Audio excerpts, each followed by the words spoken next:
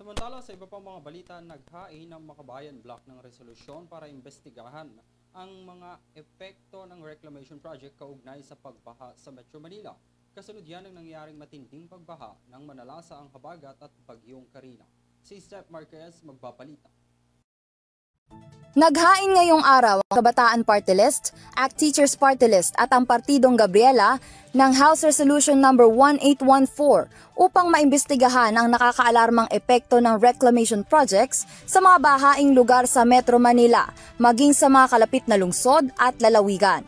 Alinsunod ito sa matinding pagbahang naranasan noong Hulyo 24 sa nasabing lugar dahil sa Bagyong Carina na nakaapekto sa mahigit 1 bilyong individual na nagpalugi rin sa agrikultura.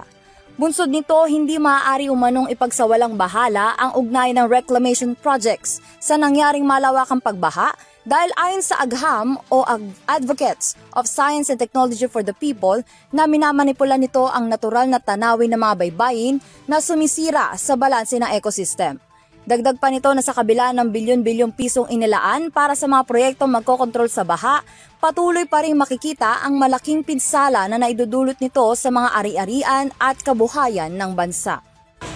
Kaya naman muling inulit ng Kabataan Party List ang isulong ang sustainable development na kapakanan, ang prioridad para sa mga mamamayang Pilipino, lalo na ang mga kabataang magmamana ng kahihinatnan nito.